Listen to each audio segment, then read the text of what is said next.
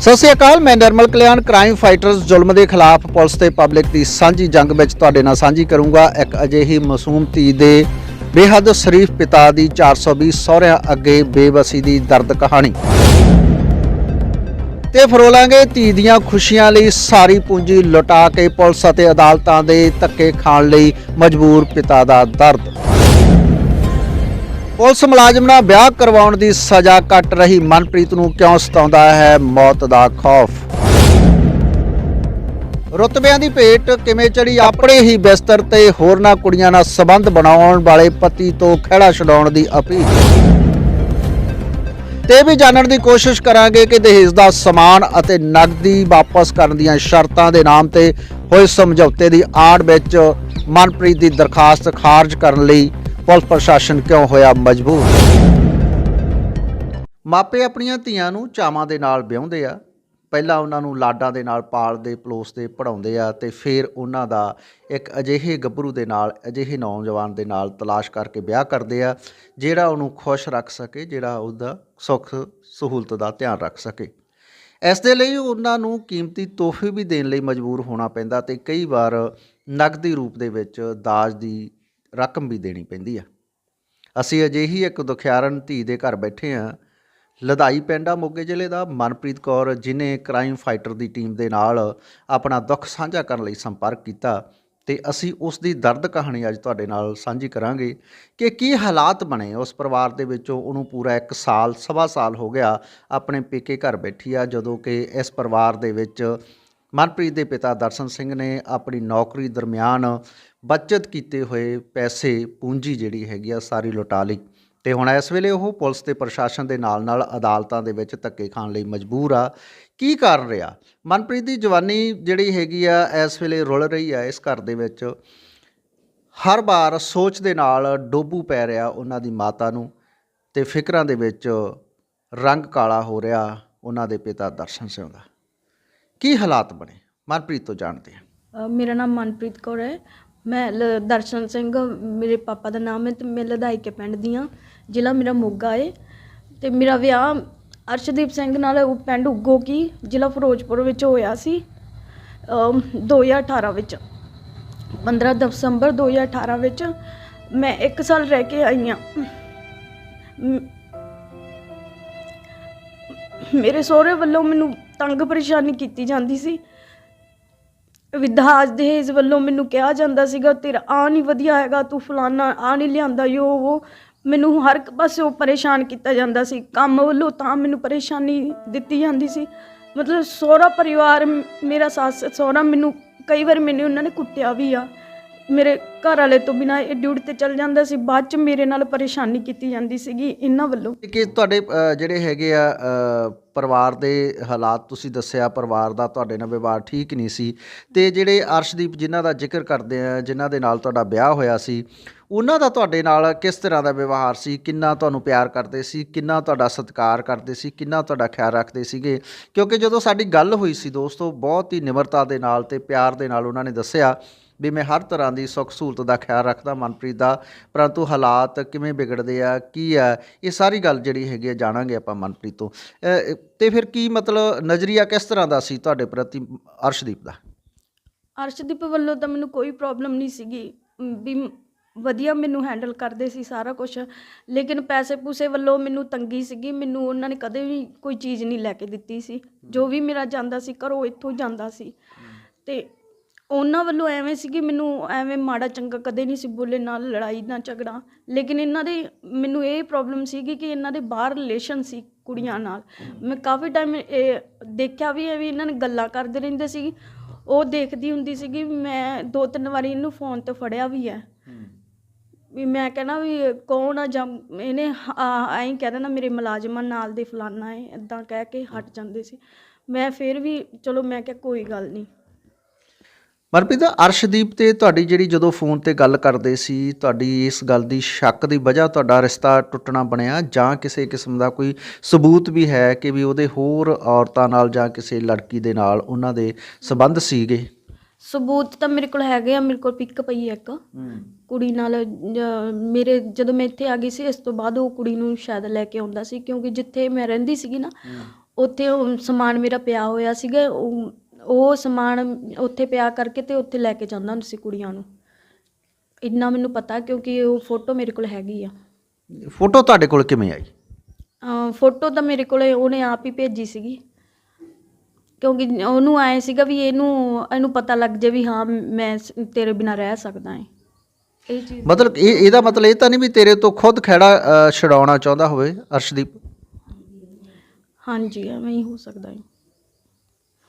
ਕੀ ਕਮੀ ਤੇਰੇ ਤੇ ਅਰਸ਼ਦੀਪ ਦੇ ਵਿੱਚ ਕੀ ਇਸ ਤਰ੍ਹਾਂ ਦਾ ਅੰਤਰ ਆ ਵੀ ਜਿਹੜਾ ਤੈਨੂੰ ਉਹ ਪਸੰਦ ਨਹੀਂ ਕਰਦਾ ਜਾਂ ਤੈਨੂੰ ਰੱਖਣਾ ਨਹੀਂ ਚਾਹੁੰਦਾ, ਜਾਂ ਤੈਨੂੰ ਇੱਦਾਂ ਦੀਆਂ ਤਸਵੀਰਾਂ ਆਪਦੀ ਜਿਹੜੀਆਂ ਹੈਗੀਆਂ ਮਿੱਤਰਾਂ ਦੇ ਨਾਲ ਜਿਹੜੀਆਂ ਭੇਜਦਾ ਉਹ, ਤੇ ਕਿਉਂ ਭੇਜਦਾ? ਕੀ ਹਰਾਸਮੈਂਟ ਕਰਨ ਲਈ ਜਾਂ ਜਿਹੜਾ ਆਪਣਾ ਰਿਸ਼ਤਾ ਖ਼ਤਮ ਕਰਨ ਲਈ, ਇਰੀਟੇਟ ਕਰਨ ਦਾ ਮਕਸਦ ਸੀ ਉਹਦਾ? ਰਿਸ਼ਤਾ ਖ਼ਤਮ ਕਰਨ ਲਈ ਕਰਦਾ ਸੀਗਾ ਵੀ ਮੈਂ ਹਾਂ ਮੇਰੇ ਕੋਲ ਕੁੜੀਆਂ ਦੀ ਕੋਈ ਕਮੀ ਨਹੀਂ ਹੈਗੀ, ਇਹ ਚੀਜ਼ ਕਹਿੰਦਾ ਸੀਗਾ ਮੈਨੂੰ। ਅਰਸ਼ਦੀਪ ਨਾਲ ਜਦੋਂ ਤੁਸੀਂ ਫੋਨ ਤੇ ਗੱਲ ਕਰਦੇ ਨੂੰ ਉਹਨੇ ਤੁਸੀਂ ਕਿਹਾ ਵੀ ਮੈਂ ਫੋਨ ਤੇ ਉਹਨੂੰ ਫੜਿਆ ਕੁੜੀਆਂ ਨਾਲ ਗੱਲ ਕਰਦੀ ਨੂੰ, ਤੇ ਫਿਰ ਉਹਦਾ ਅਰਸ਼ਦੀਪ ਦਾ ਕੀ ਜਵਾਬ ਸੀ ਤੁਹਾਨੂੰ? ਉਹ ਤਾਂ ਮੈਨੂੰ ਇਹੀ ਕਹਿ ਦਿੰਦੇ ਸੀਗੇ ਵੀ ਮੇਰੀ ਜਿਹੜੀ ਡਿਊਟੀ 'ਚ ਮੇਰੇ ਕੁੜੀਆਂ ਵੀ ਹੁੰਦੇ, ਮੇਰੇ ਮੁੰਡੇ ਵੀ ਹੁੰਦੇ, ਮੇਰੇ ਨਾਲ ਜੌਬ ਕਰਦੇ, ਮੈਨੂੰ ਫੋਨ ਸਾਰਿਆਂ ਦਾ ਹੀ ਆਊਗਾ। ਇਸ ਕਰਕੇ ਵੀ ਮੈਂ ਵੀ ਸਮਝਦੀ ਹਾਂ ਵੀ ਇੰਨਾ ਨਹੀਂ ਫੋਨ ਹੁੰਦਾ ਗਾ, ਵੀ ਯਾਰਾਂ ਦੋਸਤਾਂ ਦੇ ਇੰਨੇ ਫੋਨ ਆਈ ਜਾਂਦੇ ਹੁੰਦੇ, ਕੋਈ ਨਹੀਂ ਵਿਹਲਾ ਹੁੰਦਾ ਗਾ ਇਸ ਚੀਜ਼ ਲਈ, ਤੇ ਖਾਸ ਕਰਕੇ ਕੁੜੀਆਂ ਦੇ ਤਾਂ। ਤੇ ਉਹੀ ਗੱਲ ਵਾਂਗੂ ਚਲੋ ਮੈਂ ਸਮਝਦੀ ਵੀ ਦਿਨੇ ਚਲੋ ਕੋਲ ਆ ਗਈ ਤਾਂ ਮੈਨੂੰ ਨਹੀਂ ਪਤਾ ਕਿ ਕਿਹਦੀ ਆਈ ਕਿਹਦੀ ਨਹੀਂ ਆਏਗੀ, ਤੇ ਸੁਬਾਹ ਜਾਂ ਰਾਤ ਨੂੰ ਆਵੇ ਕਾਲ ਫਿਰ ਤਾਂ ਬੰਦਾ ਸਮਝ ਹੀ ਸਕਦਾ ਵੀ ਕਿਹਦੀ ਕਾਲ ਆਈ ਕਿਹਦੀ ਨਹੀਂ ਆਏਗੀ। ਜਦੋਂ ਵਿਆਹ ਹੋਇਆ ਕਿੰਨਾ ਟਾਈਮ ਤੁਸੀਂ ਉੱਥੇ ਰਹੇ? 1 ਸਾਲ ਰਹੀ ਹਾਂ ਪੂਰਾ। ਕਿਸ ਤਰ੍ਹਾਂ ਦਾ ਪਰਿਵਾਰ ਦੇ, ਕਿਸ ਤਰ੍ਹਾਂ ਦੇ ਹਾਲਾਤ ਸੀਗੇ ਤੁਹਾਡੇ ਪ੍ਰਤੀ? ਮੇਰੇ ਪ੍ਰਤੀ ਤਾਂ ਸ਼ੁਰੂ ਤੋਂ ਹੀ ਮਤਲਬ ਐਵੇਂ ਸੀਗਾ ਵੀ ਜਮਾਂ ਬਿਲਕੁਲ ਵੀ ਨਹੀਂ ਮਤਲਬ ਪਿਆਰ ਤਾਂ ਇਹਨਾਂ ਤੋਂ 1% ਦਾ ਨਹੀਂ ਮਿਲਿਆ ਗਾ। ਹਮੇਸ਼ਾ ਹੀ ਬਸ ਆਹ ਕੰਮ ਕਰ ਲਾ, ਉਹ ਕਰ ਲਾ, ਸੱਸ ਵੱਲੋਂ ਕਿਹਾ ਜਾਂਦਾ ਸੀ। ਆਪ ਇੱਕ ਵੀ ਕੰਮ ਨਹੀਂ ਸੀ ਕਰਕੇ ਖੁਸ਼, ਸਾਰਾ ਦਿਨ ਮੈਨੂੰ ਕੰਮ ਕਰਾਉਂਦੇ ਸੀ। ਉਹਨਾਂ ਨੂੰ ਆਏ ਸੀ ਵੀ ਇਹ ਪਰੇਸ਼ਾਨ ਹੋਵੇ ਤੇ ਚਲੀ ਜਾਵੇ ਇੱਥੋਂ, ਇਹਨਾਂ ਦਾ ਉਹ ਮੋਟਿਵ ਸੀਗਾ। ਤੇ ਪੈਸੇ ਧੇਲੇ ਵੱਲੋਂ ਵੀ ਇਸੇ ਕਰਕੇ ਮੈਨੂੰ ਤੰਗ ਕਰਦੇ ਸੀ ਵੀ ਪੈਸਾ ਲੈ ਕੇ ਆਵੇ, ਇਹ ਬਾਰ-ਬਾਰ ਆਪਦੇ ਮਾਂ ਪਿਓ ਨੂੰ ਤੰਗ ਕਰੇ। ਪੈਸੇ ਦੀ ਡਿਮਾਂਡ ਜਿਹੜੀ ਹੈ ਵਿਆਹ ਤੋਂ ਬਾਅਦ ਸ਼ੁਰੂ ਹੋਈ ਕਿ ਪਹਿਲਾਂ ਕੋਈ? ਪਹਿਲਾਂ ਵੀ ਸੀ, ਬਾਅਦ 'ਚ ਵੀ ਕਰਦੇ ਰਹੇ ਆ। ਇਹ ਸਾਰਾ ਕੁਛ ਉਹਨਾਂ ਦੀ ਡਿਮਾਂਡ ਦੇ ਸਿਰ 'ਤੇ ਹੋਇਆ। ਜਿਹੜੇ ਅਸੀਂ ਪੈਸੇ ਪਾਏ ਉਹ ਵੀ ਡਿਮਾਂਡ ਦੇ ਸਿਰ 'ਤੇ ਹੋਏ, ਤੇ ਜੋ ਦਾਜ ਦਹੇਜ ਸਾਰਾ ਕੁਛ ਉਹਨਾਂ ਦੀ ਮਰਜ਼ੀ ਨਾਲ ਹੀ ਹੋਇਆ। ਦਾਜ ਦਹੇਜ ਤੁਸੀਂ ਕਿੰਨਾ ਦਿੱਤਾ ਤੇ ਨਗਦੀ ਕਿੰਨੀ ਦਿੱਤੀ ਸੀ? ਨਗਦੀ 5.25 ਲੱਖ ਰੁਪਈਆ ਝੋਲੀ ਪਾਇਆ ਹੈ, ਤੇ ਸਮਾਨ ਸਾਰਾ ਟੋਟਲੀ ਜੋ ਘਰੇਲੂ ਸਮਾਨ ਹੁੰਦਾ ਸਾਰਾ ਪਾਇਆ ਹੋਇਆ। ਇਹਦੇ ਤੇ ਤੁਸੀਂ ਜਿਹੜਾ ਹੈਗਾ ਕੇਸ ਵੀ ਕੀਤਾ, ਡੌਰੀ ਦਾ ਕੇਸ ਵੀ ਕੀਤਾ ਹੋਇਆ ਤੁਹਾਡਾ? ਹਾਂਜੀ ਕੀਤਾ ਹੋਇਆ ਹੈ। ਇਹ ਮੇਰਾ ਲੋਕਡਾਊਨ ਤੋਂ ਬਾਅਦ ਦਾ ਕੀਤਾ ਹੋਇਆ ਹੈ, ਸਾਲ ਹੋ ਚੱਲਿਆ ਹੈ। ਇਹ ਤੇ ਵੀ ਕੋਈ ਹਲੇ ਕੋਈ ਮੈਨੂੰ ਇਨਸਾਫ ਨਹੀਂ ਮਿਲਿਆ ਗਾ ਹਲੇ। ਕਿੱਥੇ ਕਿੱਥੇ ਦਰਖਾਸਤਾਂ ਦਿੱਤੀਆਂ ਤੇ ਵਿੱਚ ਦੀ ਸਮਝੌਤਾ ਵੀ ਮੈਂ ਸੁਣਿਆ ਹੋਇਆ ਸੀ? ਹਾਂਜੀ, ਦਰਖਾਸਤਾਂ ਤਾਂ ਮੇਰੀਆਂ ਸਾਰੀਆਂ ਤਾਂ ਹੀ ਦਿੱਤੀਆਂ, ਮੋਗੇ, ਫਿਰੋਜ਼ਪੁਰ ਤੇ ਚੰਡੀਗੜ੍ਹ ਪੁਲਿਸ ਪ੍ਰਸ਼ਾਸਨ ਦੇ ਜਿੱਥੇ ਵੀ ਮੈਨੂੰ ਹੋ ਸਕਿਆ ਮੈਂ ਸਾਰੇ ਤਾਂ ਹੀ ਦਰਖਾਸਤਾਂ ਪਾਈਆਂ ਹੈ, ਪਰ ਸੁਣੀ ਕਿਤੇ ਨਹੀਂ ਗਈ ਮੇਰੀ। ਸਿਰਫ ਜੇ ਉਹਨਾਂ ਨੂੰ ਬੁਲਾਇਆ ਜਾਂਦਾ ਸੀ ਤਾਂ ਉਹਨਾਂ ਤੋਂ ਐਂ ਬਸ ਕਹਿ ਦਿੰਦੇ ਸੀ ਹਾਂ ਅਸੀਂ ਖਰਚਾ ਦੇਣ ਨੂੰ ਤਿਆਰ ਹਾਂ ਜਾਂ ਫਲਾਨਾ ਐਂ ਕਹਿ ਦਿੰਦੇ ਸੀ, ਪਰ ਅੱਜ ਤੱਕ ਮੈਨੂੰ ਕੁਛ ਨਹੀਂ ਮਿਲਿਆ ਉਹਨਾਂ ਵੱਲੋਂ। ਤੇ ਜਿਹੜੀ ਮੇਰੀਆਂ ਦਰਖਾਸਤਾਂ ਸੀ ਉਹ ਖਾਰਜ ਕਰ ਦਿੰਦੇ ਸੀਗੇ, ਕਹਿ ਦਿੰਦੇ ਸੀ ਵੀ ਇਹਨਾਂ ਦਾ ਸਮਝੌਤਾ ਹੋ ਗਿਆ ਹੈ। ਸਮਝੌਤਾ ਕਿਸ ਗੱਲ ਦਾ ਹੋਇਆ ਸੀ ਤੇ ਦਰਖਾਸਤ ਤੁਹਾਡੀ ਕਿਵੇਂ ਖਾਰਜ ਹੋਈ? ਸਮਝੌਤਾ ਤਾਂ ਸਿਰਫ ਪੈਸੇ ਦੇ ਲਈ ਹੋਇਆ ਸੀਗਾ ਵੀ ਇਹਨਾਂ ਨੂੰ ਪੈਸੇ ਜੋ ਖਰਚਾ ਵਿਆਹ ਦਾ ਹੋਇਆ ਸੀ ਉਹ ਖਰਚਾ ਵਾਪਸ ਕੀਤਾ ਜਾਊਗਾ, ਉਸ ਚੀਜ਼ 'ਤੇ ਹੋਇਆ ਸੀ। ਲੇਕਿਨ ਕੋਈ ਵੀ ਨਹੀਂ, ਸਾਨੂੰ ਕੁਛ ਵੀ ਨਹੀਂ ਮਿਲਿਆ ਗਾ ਹਾਲੇ ਤੱਕ। ਸਾਨੂੰ ਲਾਰੇ ਹੀ ਲਗਾਈ ਜਾਂਦੇ ਆ ਪੁਲਿਸ। ਕਿੰਨੀ ਰਕਮ ਦੇ ਵਿੱਚ ਸਮਝੌਤਾ ਹੋਇਆ ਸੀ ਤੁਹਾਡਾ? ਸਾਡੇ 10.5 ਲੱਖ 'ਚ। 10.5 ਲੱਖ ਹੁਣ ਤੱਕ ਕੁਛ ਵੀ ਨਹੀਂ ਮਿਲਿਆ ਗਾ। ਫਿਰ ਤੁਸੀਂ ਜਿਹੜਾ ਦੁਬਾਰਾ ਕਿਤੇ ਦਰਖਾਸਤ ਦਿੱਤੀ ਹੋ? ਦਰਖਾਸਤ ਦੁਬਾਰਾ ਦਿੱਤੀ ਹੋਈ ਹੈ SSP ਸਾਹਿਬ ਤੋਂ ਮਾਰਕ ਕਰਵਾਉਣ ਵਾਸਤੇ, DSP ਜਸਵਿੰਦਰ ਸਿੰਘ ਖਹਿਰਾ ਵੱਲੋਂ। ਉਹਨਾਂ ਨੇ ਕਿਹਾ ਸੀ ਸਾਨੂੰ ਵੀ ਤੁਸੀਂ ਉੱਥੋਂ ਐਪਲੀਕੇਸ਼ਨ ਮਾਰਕ ਕਰਵਾ ਕੇ ਸਾਨੂੰ ਦੇ ਦਿਓ, ਅਸੀਂ ਫਿਰ ਕਾਰਵਾਈ ਕਰ ਦਾਂਗੇ। ਜਦੋਂ ਤੁਹਾਨੂੰ ਤੁਹਾਡੀ ਸੱਸ ਤੇ ਸਹੁਰੇ ਨੇ ਕੁੱਟਿਆ ਉਹਦਾ ਕਾਰਨ ਕੀ ਸੀ? ਕਿਉਂ ਕੁੱਟਿਆ? ਤੁਹਾਡੇ 'ਚ ਕੀ ਕਮੀ ਸੀਗੀ? ਸੱਸ ਸਹੁਰੇ ਵੱਲੋਂ ਬਸ ਇਹੀ ਸੀਗਾ ਵੀ ਜਦੋਂ ਮੈਨੂੰ ਕਹਿ ਦਿੰਦੇ ਸੀਗੇ ਵੀ ਤੂੰ ਆਹ ਨਹੀਂ ਕੀਤਾ, ਫਲਾਨਾ ਨਹੀਂ ਕੀਤਾ ਗਾ, ਜਾਂ ਮੈਨੂੰ ਪੈਸੇ ਵੱਲੋਂ ਕਈ ਵਾਰੀ ਪਰੇਸ਼ਾਨ ਕਰਦੇ ਸੀਗੇ, ਜਾਂ ਕਹਿ ਦਿੰਦੇ ਸੀ ਤੂੰ ਘਰ ਵਾਲੇ ਨੂੰ ਕਾਹਤੋਂ ਦੱਸਦੀ ਆ ਫੋਨ ਕਰਕੇ, ਜੇ ਮੈਂ ਦੱਸਦਾ ਜਾਂ ਘਰਦਿਆਂ ਨੂੰ ਦੱਸਣਾ फ़ोन करके। ਤਾਂ ਮੈਨੂੰ ਉਸ ਵਜ੍ਹਾ ਕਰਕੇ फ़ੋਨ ਵੀ ਮੇਰਾ ਉਹਨਾਂ ਨੇ ਤੋੜਿਆ ਏ। ਮੇਰੇ ਦਿਓਰ ਨੇ ਤੋੜਿਆ ਸੀ ਫ਼ੋਨ। ਇਸੇ ਵਜ੍ਹਾ ਕਰਕੇ ਵੀ ਇਹ ਗੱਲ ਨਾ ਕਿਸੇ ਨਾਲ ਕਰੇ, ਵੀ ਕਿਸੇ ਨੂੰ ਆਪਦਾ ਦੁੱਖ ਨਾ ਸੁਣਾਵੇ।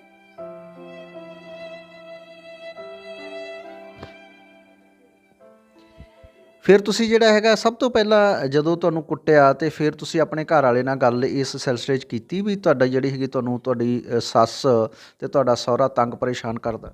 ਹਾਂਜੀ, ਮੈਂ ਕੀਤੀ ਸੀਗੀ ਉਹਨਾਂ ਨਾਲ ਗੱਲ, ਲੇਕਿਨ ਉਹਨਾਂ ਨੇ ਇਸ ਚੀਜ਼ ਨੂੰ ਇਗਨੋਰ ਕਰਤਾ ਸੀ।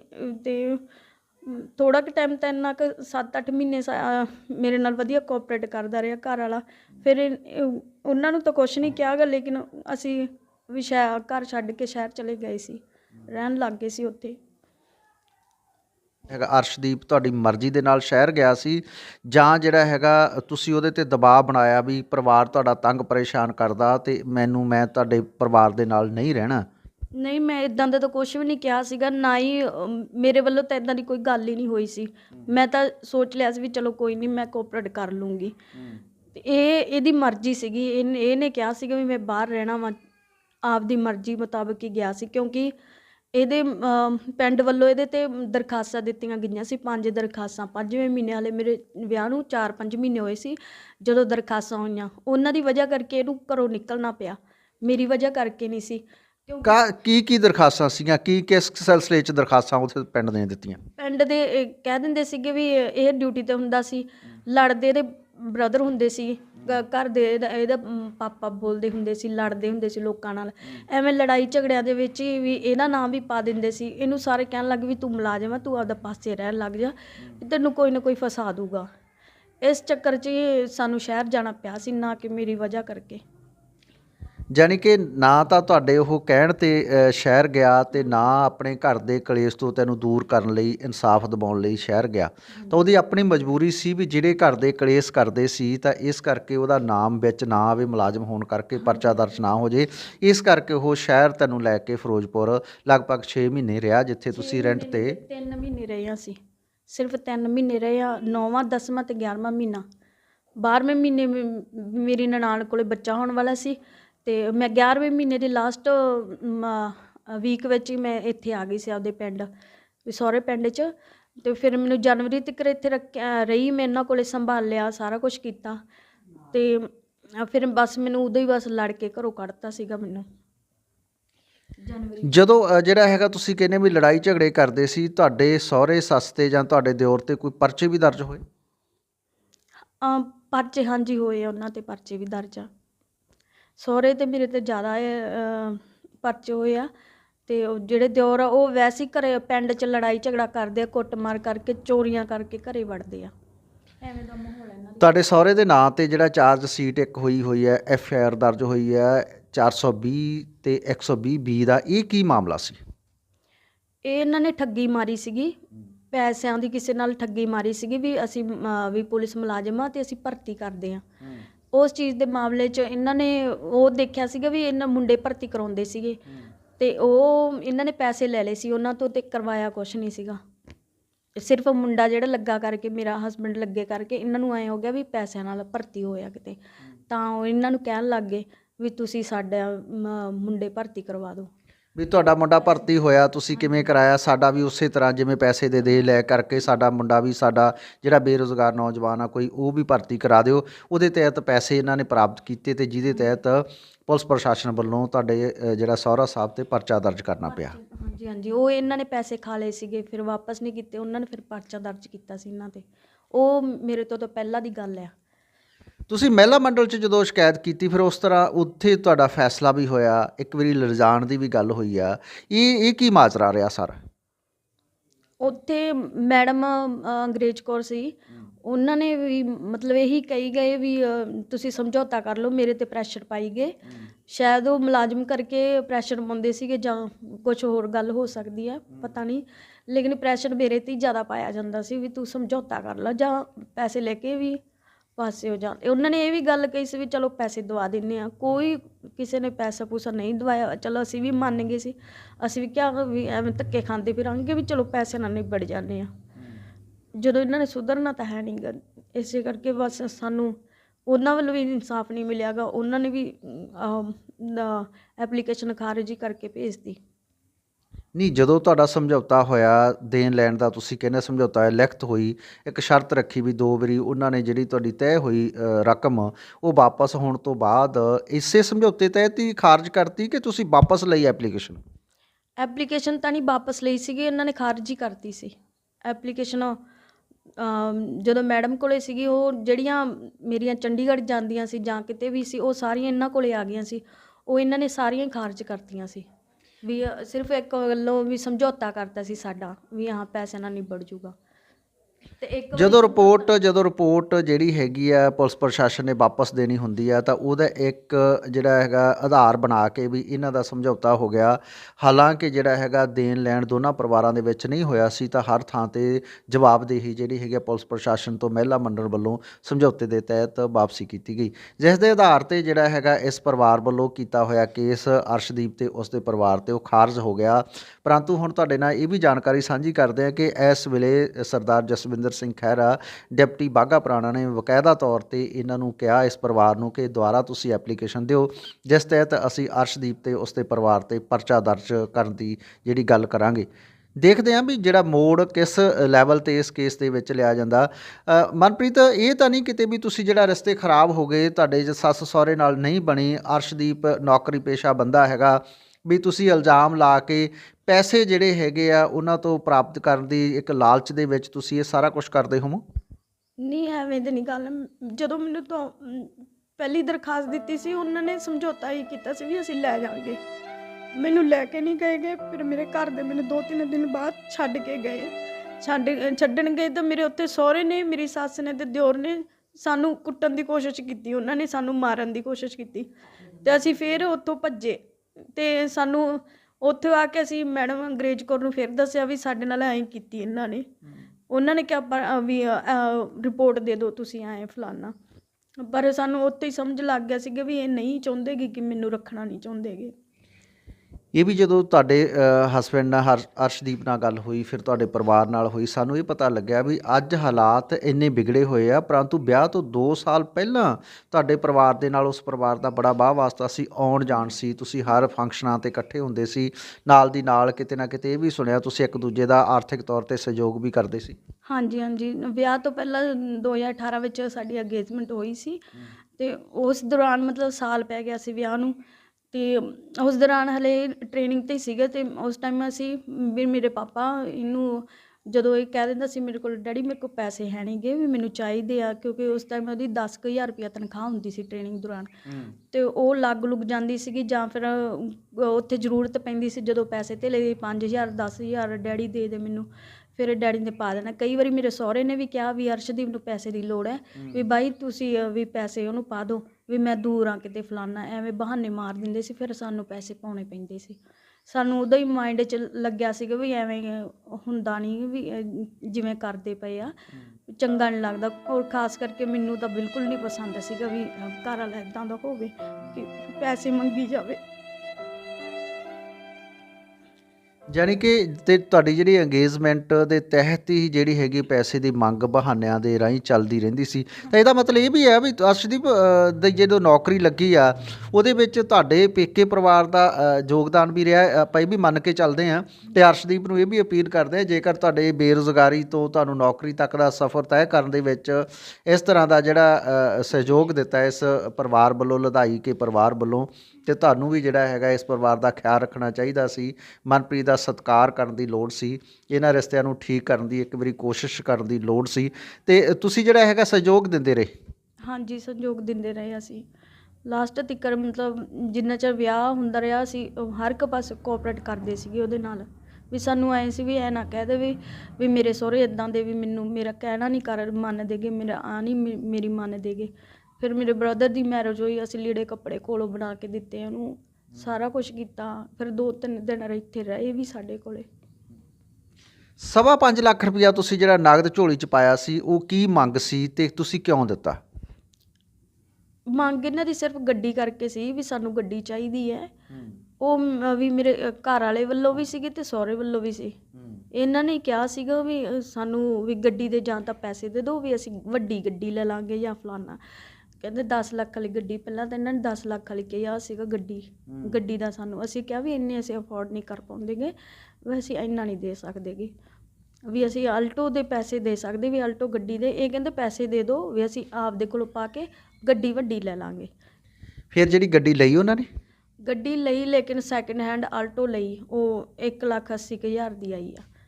ਬਾਕੀ ਪੈਸਿਆਂ ਦਾ ਤਾਂ ਮੈਨੂੰ ਪਤਾ ਹੀ ਨਹੀਂ ਗਾ ਵੀ ਕਿੱਧਰ ਗਏ ਕਿੱਧਰ ਨਹੀਂ ਗਏ। ਸਾਰੇ ਮੇਰੇ ਸਹੁਰੇ ਕੋਲ ਹੀ ਚਲੇ ਗਏ ਪੈਸੇ, ਉਹਦੇ ਕੋਲ ਹੀ ਸੀ, ਉਹਨੇ ਹੀ ਵਰਤੇ ਆ ਸਾਰੇ ਕੁਛ।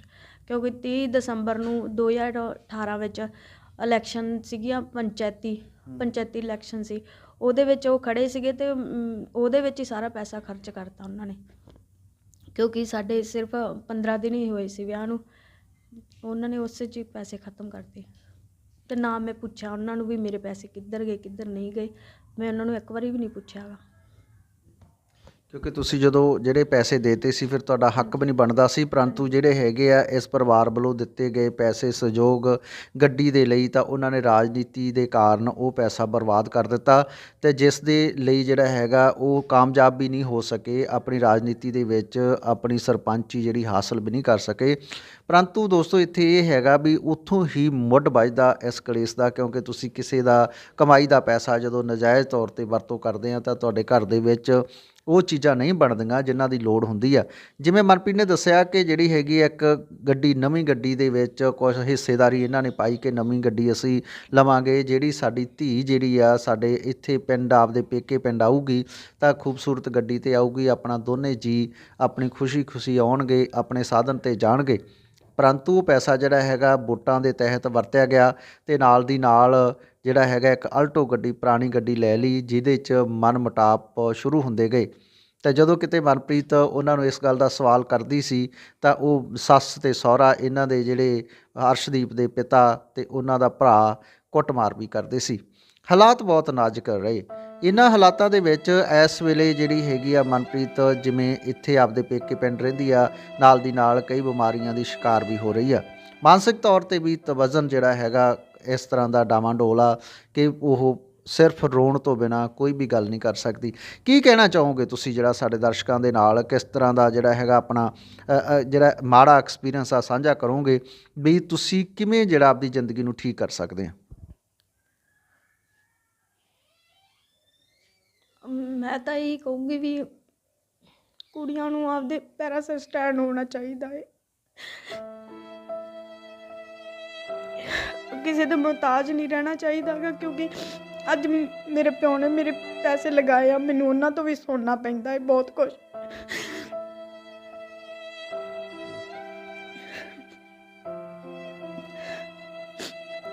ਉਹਨਾਂ ਤੋਂ ਵੀ ਸੁਣਨਾ ਪੈਂਦਾ ਵੀ ਅੱਜ ਵੀ ਪੈਸੇ ਲਾ ਕੇ ਵੀ ਕੁੜੀ ਘਰੇ ਬੈਠੀ ਆ, ਜਾਂ ਮੈਨੂੰ ਉਹਨਾਂ ਵੱਲੋਂ ਤਾਨੇ ਦਿੱਤੇ ਜਾਂਦੇ ਆ।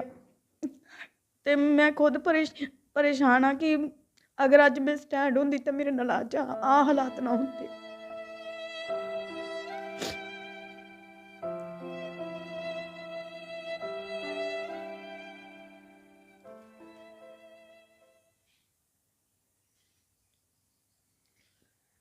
ਜਦੋਂ ਧੀਆਂ ਨੂੰ ਵਿਆਹਿਆ ਜਾਂਦਾ ਤਾਂ ਆਪਣੇ 'ਤੇ ਜਿਹੜਾ ਹੈਗਾ ਇੱਕ ਤਰ੍ਹਾਂ ਦਾ ਬੋਝ ਜਿਹੜਾ ਹੁੰਦਾ ਤਾਂ ਉਹਨੂੰ ਉਤਾਰ ਕੇ ਹਲਕਾ ਮਹਿਸੂਸ ਕਰਦੇ ਆ ਮਾਪੇ।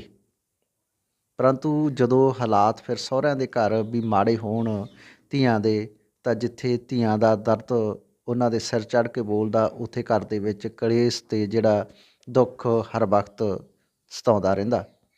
ਉਹੀ ਦਰਦ ਜੋ ਆਪਣੇ ਪਿਤਾ ਦੀ ਪਰੇਸ਼ਾਨੀ ਦਾ, ਆਪਣੀ ਮਾਂ ਦੇ ਦੁੱਖ ਦਾ ਅਤੇ ਆਪਣੇ ਸਹੁਰਿਆਂ ਵੱਲੋਂ ਕੀਤੀ ਜਾਂਦੀ ਜ਼ਿਆਦਤੀ ਦਾ ਮਨਪ੍ਰੀਤ ਦੀਆਂ ਅੱਖਾਂ ਦੇ ਵਿੱਚੋਂ ਹੰਝੂ ਬਣ ਕੇ ਝਲਕਦਾ।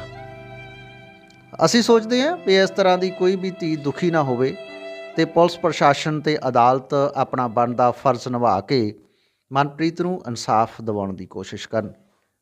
ਮਨਪ੍ਰੀਤ ਨੇ ਆਪਣਾ ਦਰਦ ਬਿਆਨ ਕੀਤਾ।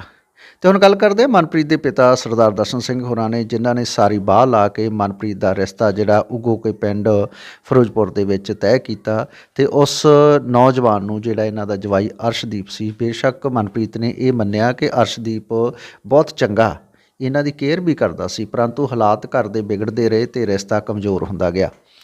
ਦਰਸ਼ਨ ਸਿੰਘ ਹੋਰਾਂ ਨੇ ਜਿਹੜਾ ਇਸ ਰਿਸ਼ਤੇ ਨੂੰ ਬਚਾਉਣ ਲਈ ਕੀ ਕੀਤਾ ਉਹ ਵੀ ਪੁੱਛਦੇ ਹਾਂ। ਦਰਸ਼ਨ ਜੀ, ਜਦੋਂ ਇਹ ਰਿਸ਼ਤਾ ਵਿਗੜ ਗਿਆ ਤੁਹਾਡੇ ਕੁੜਮਾਂ ਨਾਲ, ਤੁਹਾਡਾ ਕਲੇਸ਼ ਜਿਹੜਾ ਹੈਗਾ ਜਗ ਜ਼ਾਹਰ ਹੁੰਦਾ ਗਿਆ, ਤੁਸੀਂ ਅਦਾਲਤਾਂ ਤੱਕ ਵੀ ਗਏ, ਐਸਐਸਪੀ ਔਰ ਮਹਿਲਾ ਮੰਡਲ 'ਚ ਦਰਖਾਸਤਾਂ ਵੀ ਦਿੱਤੀਆਂ, ਤੁਸੀਂ ਇਹਨੂੰ ਵਿੱਚ ਵਿਚਾਲੇ ਬਚਾਉਣ ਦੀ ਕੋਸ਼ਿਸ਼ ਨਹੀਂ ਕੀਤੀ ਵੀ ਤੁਹਾਡੀ ਧੀ ਦਾ ਅਤੇ ਜਵਾਈ ਦਾ ਜਿਹੜਾ ਹੈਗਾ ਘਰ ਵੱਸਦਾ ਰਹਿ ਜਾਵੇ?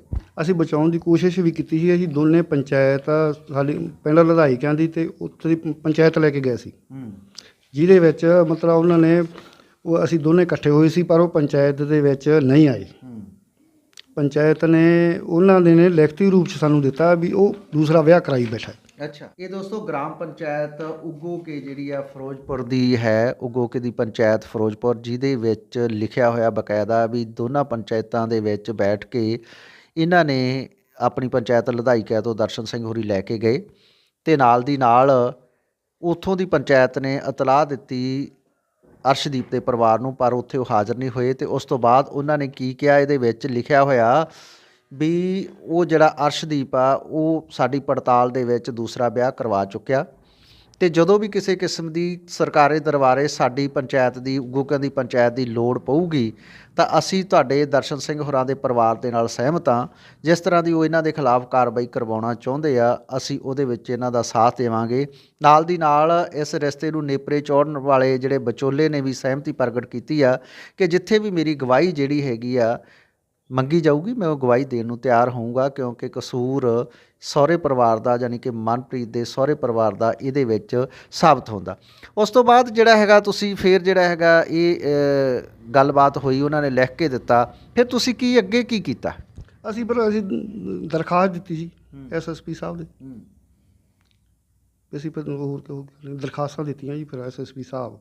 ਫਿਰ ਉਸ ਤੋਂ ਬਾਅਦ ਇੱਥੇ ਅੰਗਰੇਜ਼ ਕੌਰ ਦੇ ਆ ਗਈ, ਉਹਨੇ ਵੀ ਉਹਨਾਂ ਨੂੰ ਪੁੱਛਿਆ, ਦੱਸਿਆ ਸਾਰਾ ਕੁਛ। ਉਹ ਕਿਹੜਾ ਤਾਂ ਉਹ ਮੰਨ ਗਏ ਵੀ ਅਸੀਂ ਲੈ ਜਾਵਾਂਗੇ। ਉਸ ਤੋਂ ਬਾਅਦ ਚਲੋ ਉਹ ਕਹਿੰਦੇ ਵੀ ਬਾਅਦ 'ਚ ਕੁੜੀ ਨੂੰ ਲੈ ਕੇ ਨਹੀਂ ਗਏ ਜੀ। ਅੱਛਾ, ਜਿਹੜਾ ਮਹਿਲਾ ਮੰਡਲ 'ਤੇ ਜਿਹੜੇ ਇੰਚਾਰਜ ਸੀ ਮੈਡਮ ਅੰਗਰੇਜ਼ ਕੌਰ ਜੀ ਨੇ ਤੁਹਾਡਾ ਜਿਹੜਾ ਬੈਠ ਕੇ ਸਮਝੌਤਾ ਕਰਾ ਦਿੱਤਾ ਵੀ ਜਿਹੜਾ ਘਰ ਵਸਾਇਆ ਜਾਵੇ, ਜਿਹੜੀ ਮਨਪ੍ਰੀਤ ਕੌਰ ਉਗੋਕੇ ਪਿੰਡ ਜਾਵੇ, ਅਰਸ਼ਦੀਪ ਦੇ ਘਰ ਜਿਹੜੀ ਹੈਗੀ ਆ ਆਪਣੀ ਜ਼ਿੰਦਗੀ ਬਸਰ ਕਰੇ, ਫਿਰ ਉਹ ਲੈ ਕੇ ਨਹੀਂ ਗਏ ਜਾਂ ਜਿਹੜਾ ਹੈਗਾ ਉਸੇ ਦਿਨ ਹੀ ਉਹਨਾਂ ਨੂੰ ਲੈ ਜਾਣਾ ਚਾਹੀਦਾ ਸੀ, ਜਾਂ ਵਿੱਚ ਸਮਾਂ ਪੈ ਗਿਆ? ਕੀ ਚੱਕਰ ਬਣਿਆ? ਜੀ ਸਮਾਂ ਪੈ ਗਿਆ ਜੀ ਉਸੇ ਦਿਨ ਹੀ। ਵੈਸੇ ਉਹ ਕਹਿੰਦੇ ਵੀ ਅਸੀਂ ਕਹਿੰਦੇ ਤੁਸੀਂ ਛੱਡ ਕੇ ਆਇਓ, ਮਤਲਬ ਹਾਂ ਕਹਿੰਦੇ ਤੁਸੀਂ ਛੱਡ ਕੇ ਆਓ, ਅਸੀਂ ਨਹੀਂ ਇੱਥੋਂ ਲੈ ਜਾਣੀ। ਅਤੇ ਫਿਰ ਤੁਸੀਂ ਛੱਡ ਕੇ ਨਹੀਂ ਆਂਦਾ? ਛੱਡ ਕੇ ਅਸੀਂ ਗਏ ਸੀਗੇ ਜੀ, 2 ਭਰਾ ਸੀ ਇਹਦੇ ਗਏ ਛੱਡਣ। ਉਹਨਾਂ ਦੀ ਵੀ ਫਿਰ ਇਹਨਾਂ ਨੇ ਧੱਕੇ ਮਾਰ ਕੇ ਬਾਹਰ ਕੱਢੇ, ਕੁੱਟਮਾਰ ਕੀਤੀ। ਅੱਛਾ, ਜਦੋਂ ਮਨਪ੍ਰੀਤ ਨੂੰ ਛੱਡਣ ਗਏ ਮਨਪ੍ਰੀਤ ਦੇ ਭਰਾ ਦੋਨੇ ਜਾਣੇ, ਅਤੇ ਉੱਥੇ ਫਿਰ ਜਿਹੜਾ ਹੈਗਾ ਉਸ ਪਰਿਵਾਰ ਨੇ ਕਲੇਸ਼ ਕੀਤਾ? ਹਾਂ, ਕਲੇਸ਼ ਕੀਤਾ ਜੀ, ਕੁੱਟਮਾਰ ਕੇ ਮਤਲਬ ਘਰੋਂ ਬਾਹਰ ਕਰਤੇ, ਕਹਿੰਦੇ ਅਸੀਂ ਨਹੀਂ ਰੱਖਣੀ। ਹਾਂਜੀ। ਅਤੇ ਇਸ ਦੇ ਲਈ ਮੈਂ ਇਹ ਵੀ ਦੇਖਦਾ, ਜਿਹੜੀ ਤੁਸੀਂ ਸਾਰੇ ਕਾਗਜ਼ ਇਕੱਠੇ ਕੀਤੇ ਹੋਏ ਆ, ਇਹਦੇ ਵਿੱਚ ਉਹਨਾਂ ਨੇ ਤਲਾਕ ਦੀ ਐਪਲੀਕੇਸ਼ਨ ਵੀ ਦਿੱਤੀ ਹੋਈ? ਹਾਂਜੀ, ਤਲਾਕ ਦੀ ਐਪਲੀਕੇਸ਼ਨ ਵੀ ਦਿੱਤੀ ਆ ਜੀ। ਆਹ ਵੀ ਸਾਨੂੰ ਨੋਟਿਸ ਆਇਆ ਜੀ। ਉਹ ਕਹਿੰਦੇ ਅਸੀਂ ਕੁੜੀ ਕੋਲੋਂ ਤਲਾਕ ਚਾਹੁੰਦੇ ਹਾਂ। ਅੱਛਾ, ਇਹ ਜਿਹੜਾ ਹੈਗਾ ਦੋਸਤੋ ਅਦਾਲਤ ਵੱਲੋਂ ਜਿਹੜਾ ਨੋਟਿਸ ਆਇਆ ਹੋਇਆ, ਜਿਹੜਾ 10/12/2020 ਨੂੰ, ਜਿਹੜਾ ਪਿਛਲੇ ਜਿਹੜਾ ਸਾਲ ਦੇ ਵਿੱਚ, ਵੀ ਇਹ ਮਨਪ੍ਰੀਤ ਤੋਂ ਅਰਸ਼ਦੀਪ ਤਲਾਕ ਚਾਹੁੰਦਾ। ਜੇਕਰ ਉਹ ਤਲਾਕ ਚਾਹੁੰਦਾ ਤਾਂ ਫਿਰ ਤੁਹਾਡੇ ਨਾਲ ਹੋਏ ਸਮਝੌਤੇ 'ਤੇ ਉਹ ਫਿਰ ਖਰੇ ਕਿਉਂ ਨਹੀਂ ਉਤਰੇ? ਕੀ ਪਤਾ ਜੀ ਉਹਨਾਂ ਦੇ ਕੀ ਮਨ ਦੇ ਵਿੱਚ, ਸਾਨੂੰ ਤਾਂ ਹੁਣ ਪਤਾ ਨਹੀਂ ਲੱਗਦਾ ਵੀ ਉਹਨਾਂ ਦੇ ਮਨ 'ਚ ਕੀ ਹੈ। ਠੀਕ ਹੈ ਜੀ। ਹਾਂ, ਅਤੇ ਤੁਸੀਂ ਜਿਹੜਾ ਹੈਗਾ ਦਾਜ ਅਤੇ ਦਹੇਜ ਕਿੰਨਾ ਦਿੱਤਾ? ਦਾਜ ਦੇ ਦਹੇਜ ਤਾਂ ਅਸੀਂ ਬਹੁਤ ਦਿੱਤਾ ਜੀ। ਗੱਡੀ ਦੇ ਪੈਸੇ ਪਾਏ ਅਸੀਂ ਝੋਲੀ ਦੇ ਵਿੱਚ। ਠੀਕ ਹੈ ਜੀ, ਮਤਲਬ ਸਾਰਾ ਕੁਛ ਦਿੱਤਾ ਜੀ। ਠੀਕ ਹੈ, ਫਰਨੀਚਰ ਵੀ ਦਿੱਤਾ, ਕੱਪੜੇ ਵੀ ਪਾਉਣ ਵਿੱਚ ਮਤਲਬ ਸਾਰਾ ਕੁਛ ਦਿੱਤਾ। 200 ਪੱਲਾ ਬਰਾਤ ਦੇ ਵੀ ਆਇਆ ਸੀ। ਤੁਹਾਨੂੰ ਲੱਗਦਾ ਵੀ ਕਿਤੇ ਨਾ ਕਿਤੇ ਮਨਪ੍ਰੀਤ ਦਾ ਵੀ ਕਸੂਰ ਹੋ ਸਕਦਾ ਵੀ ਹਾਲਾਤ ਵਿਗੜਨ ਦੇ ਵਿੱਚ, ਜਦੋਂ ਕਿਉਂਕਿ ਆਪਣੇ ਧੀ ਬਾਰੇ, ਆਪਣੇ ਪੁੱਤ ਬਾਰੇ ਸਾਨੂੰ ਜਾਣਕਾਰੀ ਹੁੰਦੀ ਆ ਵੀ ਉੱਥੇ ਆਪਣੀ ਇਹਨਾਂ ਨੇ ਡਿਊਟੀ ਪੂਰੀ ਨਾ ਨਿਭਾਈ ਹੋਵੇ, ਸੱਸ ਸਹੁਰੇ ਨੂੰ ਸਾਂਭਣ ਦੀ ਜਾਂ ਘਰ ਵਾਲੇ ਦੇ ਸਤਿਕਾਰ ਦੇ ਵਿੱਚ ਇਹਨਾਂ ਵੱਲੋਂ ਕੋਈ ਕਮੀ ਰਹੀ ਹੋਵੇ? ਨਹੀਂ ਜੀ, ਇਹ ਨਹੀਂ ਕੋਈ ਉਹਨਾਂ ਨੇ ਕੋਈ ਦੱਸਿਆ, ਕੋਈ ਗੱਲਬਾਤ, ਕੋਈ ਸਾਨੂੰ ਇਹਦੇ ਬਾਰੇ ਕੋਈ ਗੱਲਬਾਤ ਵੀ ਨਹੀਂ ਦੱਸਦੇ। ਯਾਨੀ ਕਿ ਮਨਪ੍ਰੀਤ 'ਤੇ ਅੱਜ ਤੱਕ ਸਹੁਰੇ ਪਰਿਵਾਰ ਵੱਲੋਂ ਜਾਂ ਅਰਸ਼ਦੀਪ ਵੱਲੋਂ ਕੋਈ ਇਲਜ਼ਾਮ ਨਹੀਂ ਲਾਇਆ ਗਿਆ, ਪਰੰਤੂ ਐਪਲੀਕੇਸ਼ਨ ਜਿਹੜੀ ਉਹਨਾਂ ਨੇ ਤਲਾਕ ਲੈਣ ਦੀ ਲੈ ਲਈ। ਹਾਂ, ਤਲਾਕ ਲੈਣ ਦੀ ਲੈ ਲਈ ਹੈ। ਕੋਈ ਸਾਨੂੰ ਦੱਸਿਆ ਵੀ ਨਹੀਂ ਵੀ ਕਸੂਰ ਕੀ ਹੈ। ਜਾਂ ਤਾਂ ਹੋਏ ਕੋਈ ਬੰਦੇ 'ਚ ਕਸੂਰ ਹੋਵੇ, ਫਿਰ ਤਾਂ ਆਪਾਂ ਮੰਨ ਲਈਏ। ਤੇ ਤੁਹਾਡੀ ਜਿਹੜੀ ਹੈਗੀ ਆ ਫਿਰ ਜਿਹੜੀ ਐਪਲੀਕੇਸ਼ਨ ਖਾਰਜ ਕਰ ਦਿੱਤੀ ਹੈ, ਜਿਹੜਾ ਕੇਸ ਸਮਝੌਤਾ ਤੁਸੀਂ ਦੇਣ ਲੈਣ ਦੇ ਵਿੱਚ ਤੁਸੀਂ ਲਗਭਗ 10 ਲੱਖ ਰੁਪਏ ਦਾ ਸਾਰਾ ਸਣੇ ਸਮਾਨ ਤੇ ਉਹਦਾ ਜਿਹੜਾ ਹੈਗਾ ਸਮਝੌਤਾ ਕੀਤਾ, ਜਿਵੇਂ ਤੁਸੀਂ ਪਹਿਲਾਂ ਮੈਨੂੰ ਦੱਸ ਚੁੱਕੇ ਆ, ਉਹ 2 ਕਿਸ਼ਤਾਂ ਦੇ ਵਿੱਚ ਵਾਪਸ ਕਰਨਾ ਸੀ। ਵਾਪਸ ਕਰਨੇ ਸੀ ਹਾਂਜੀ। ਸਾਡਾ ਉਹ ਡਿਪਟੀ ਸਾਹਿਬ ਨੇ ਉੱਥੇ ਦਫ਼ਤਰ ਦੇ ਵਿੱਚ ਹੋਇਆ ਜੀ ਸਮਝੌਤਾ। ਉਹਦਾ ਮਾਂ ਪਿਓ ਕਰਕੇ ਗਿਆ ਜੀ ਸਾਡੇ ਨਾਲ, ਤੇ ਬਾਅਦ ਵਿੱਚ ਉਹ ਕਹਿੰਦੇ ਅਸੀਂ ਪੈਸੇ ਅਦਾਲਤ ਦੇ ਵਿੱਚ ਦੇਣੇ ਆ। ਉਹ ਅਦਾਲਤ ਦੇ ਵਿੱਚ ਵੀ 2 ਤਰੀਕਾਂ 'ਤੇ ਨਹੀਂ ਆਏ। 1 ਤਰੀਕ ਜੱਜ ਨੇ ਦੇਤੀ ਤੇ ਉਹ ਕਹਿੰਦੇ ਚਲੋ, ਉਹ ਕਹਿੰਦੇ ਜੀ ਪੈਸੇ ਨਹੀਂ ਸਾਥੋਂ ਬਣੇ, ਉਹ ਕਹਿੰਦੇ ਚਲ ਅਗਲੇ ਮਹੀਨਾ ਹੋਰ ਠਹਿ ਜਾਂਦੇ ਆ। ਉਹ ਫਿਰ ਅਗਲੀ ਵਾਰ ਵੀ ਨਹੀਂ ਆਏ। ਉਹਨਾਂ ਨੂੰ ਜਾਣੀ ਕੋਈ ਪਰਵਾਹ ਨਹੀਂ, ਉਹ ਕਹਿੰਦੇ ਸਾਨੂੰ ਕੋਈ ਨਹੀਂ ਇਹੋ ਜਿਹਾ। ਜਦੋਂ ਜਿਹੜਾ ਤੁਹਾਡੇ ਪੈਸੇ ਵੀ ਨਹੀਂ ਵਾਪਸ ਕੀਤੇ, ਅਦਾਲਤ ਦੇ ਵਿੱਚ ਵੀ ਨਹੀਂ ਆਏ, ਡਿਪਟੀ ਸਾਹਿਬ ਦੇ ਸਰਦਾਰ ਜਸਵਿੰਦਰ ਸਿੰਘ ਖਹਿਰਾ ਦੇ ਉੱਥੇ ਆ ਕੇ ਉਹਨਾਂ ਨੇ ਆਪਣੀਆਂ ਸ਼ਰਤਾਂ ਪੂਰੀਆਂ ਨਹੀਂ ਕੀਤੀਆਂ, ਫਿਰ ਤੁਹਾਡੇ ਵੱਲੋਂ ਦਿੱਤੀ ਹੋਈ ਐਪਲੀਕੇਸ਼ਨ ਜਿਹੜੀ ਆ ਮਨਪ੍ਰੀਤ ਵੱਲੋਂ ਜਿਹੜੀ ਹੈ ਇਸ ਦੇ ਖਿਲਾਫ, ਪਰਿਵਾਰ ਦੇ ਸਹੁਰੇ ਪਰਿਵਾਰ ਦੇ ਖਿਲਾਫ, ਉਹ ਖਾਰਜ ਕਿਵੇਂ ਹੋ ਗਈ? ਕੀ ਕਾਰਨ ਬਣਿਆ? ਸਾਨੂੰ ਜੀ ਉਹਨਾਂ ਨੇ ਦੱਸਿਆ, ਉਹ ਕਹਿੰਦੇ ਵੀ ਖਾਰਜ ਹੋਊਗੀ, ਦੁਬਾਰੇ ਐਪਲੀਕੇਸ਼ਨ ਦਿਓ। ਇਹ ਗੱਲ ਤੁਹਾਨੂੰ ਕਿਹਨੇ ਕਹੀ? ਇਹ ਸਭ ਡਿਪਟੀ ਸਾਹਿਬ ਕੋਲੇ, ਉਹਦੇ ਡਿਪਟੀ ਸਾਹਿਬ ਦੇ ਕੋਲੇ ਸੀ ਨਾਲ ਇੱਕ ਬਾਈ, ਉਹਨੇ ਕਹੀ ਆ, ਡਿਪਟੀ ਸਾਹਿਬ ਦੇ ਕੋਲੇ ਕਹੀ ਆ। ਤੇ ਤੁਸੀਂ ਦਰਖਾਸਤ ਹੁਣ ਦੁਬਾਰਾ ਦੇਤੀ? ਹਾਂਜੀ ਦਿੱਤੀ ਹੈ ਜੀ ਦੁਬਾਰੇ। ਉਹਦੇ ਤੇ ਕੀ ਭਰੋਸਾ ਦਵਾਇਆ ਤੁਹਾਨੂੰ? ਸਾਨੂੰ ਭਰੋਸਾ ਦਵਾਇਆ ਜੀ, ਉਹ ਕਹਿੰਦੇ ਸੀ ਪਰ ਜੇ ਮੰਨ ਲਓ ਇਸੇ ਤਰ੍ਹਾਂ ਨਹੀਂ ਆਉਂਦੇ, ਉਹ ਨਾ ਤਾਂ ਉਹ ਕੋਈ ਗੱਲਬਾਤ ਕਰੇ, ਨਾ ਕੋਈ ਲੈਣ ਦੇਣ ਦੀ ਗੱਲਬਾਤ ਕਰਦੇ ਆ, ਤੇ ਅਸੀਂ ਕਹਿੰਦੇ ਉਹ 'ਤੇ ਕਾਰਵਾਈ ਕਰਾਂਗੇ। ਉਹਨੇ ਭਰੋਸਾ ਦਵਾਇਆ ਜੀ ਸਾਨੂੰ। ਡਿਪਟੀ ਦਫ਼ਤਰ ਜਦੋਂ ਜਾ ਕੇ ਇਹ ਦੁਬਾਰਾ ਗਏ ਉੱਥੇ ਆਪਣੇ ਹਾਲਾਤ ਕੇਸ ਦੇ ਜਾਣਨ ਵਾਸਤੇ, ਤਾਂ ਉਹਨਾਂ ਨੇ ਇਹਨਾਂ ਨੂੰ ਤਲਾਹ ਦਿੱਤੀ ਵੀ ਤੁਹਾਡੀ ਜਿਹੜੀ ਹੈਗੀ ਆ ਕੇਸ ਸਮਝੌਤੇ ਦਰਮਿਆਨ ਜਿਹੜੀ ਰਿਪੋਰਟ ਭੇਜੀ ਆ ਉਹਦੇ ਤਹਿਤ ਦਰਖਾਸਤ ਤੁਹਾਡੀ ਖਾਰਜ ਹੋ ਗਈ। ਪਰੰਤੂ ਤੁਸੀਂ ਹੁਣ ਦੁਬਾਰੇ ਜਿਹੜੀ ਐਪਲੀਕੇਸ਼ਨ ਐਸਐਸਪੀ ਦਫ਼ਤਰ ਦੇ ਉਹ ਜਦੋਂ ਆਏਗੀ ਤੇ ਅਸੀਂ ਜਿਹੜਾ ਹੈਗਾ ਬਣਦੀ ਕਾਰਵਾਈ ਅਰਸ਼ਦੀਪ ਦੇ ਪਰਿਵਾਰ 'ਤੇ ਕਰਾਂਗੇ। ਦਰਸ਼ਨ ਸਿੰਘ ਹੋਰਾਂ ਨੇ ਸਾਡੇ ਨਾਲ ਗੱਲ ਸਾਂਝੀ ਕੀਤੀ ਆ, ਤਾਂ ਕੀ ਹਾਲਾਤ ਨੇ ਪਰਿਵਾਰ ਦੇ ਅਸੀਂ ਤੁਹਾਡੇ ਨਾਲ ਸਾਂਝੇ ਕੀਤੇ ਆ। ਕਾਨੂੰਨ ਕਿੱਥੇ ਸਟੈਂਡ ਕਰਦਾ ਤੇ ਰੁਤਬਿਆਂ ਦੀ ਵਰਤੋਂ ਕਿਸ ਹੱਦ ਤੱਕ ਹੁੰਦੀ ਆ, ਇਹ ਤੁਸੀਂ ਜਾਣ ਚੁੱਕੇ ਆ, ਨਾਲੇ ਜਾਣਦੇ ਵੀ ਆ ਭਲੀ ਭਾਂਤ, ਕਿਉਂਕਿ ਜਦੋਂ ਕਿਸੇ ਦੀ ਜ਼ਿੰਦਗੀ ਖਰਾਬ ਹੁੰਦੀ ਆ ਉਹਦੇ ਵਿੱਚ ਹਰ ਇੱਕ ਬੰਦੇ ਦਾ ਥੋੜ੍ਹਾ ਯੋਗਦਾਨ ਹੁੰਦਾ। ਅਸੀਂ ਅਪੀਲ ਕਰਦੇ ਹਾਂ ਕ੍ਰਾਈਮ ਫਾਈਟਰ ਵੱਲੋਂ ਵੀ ਆਪਣੀ ਜਿੱਥੇ ਡਿਊਟੀ ਜਿਹਦੀ ਬਣਦੀ ਆ ਉਹਨੂੰ ਇਮਾਨਦਾਰੀ ਨਾਲ ਨਿਭਾ ਕੇ, ਜਿਹੜਾ ਵੀ ਦੁਖਿਆਰੀ ਆ, ਕੋਈ ਔਰਤ ਹੋਵੇ, ਕੋਈ ਮਰਦ ਹੋਵੇ, ਕੋਈ, ਉਸ ਨੂੰ ਇਨਸਾਫ ਦਿਵਾਉਣ ਦੀ ਕੋਸ਼ਿਸ਼ ਕੀਤੀ ਜਾਵੇ।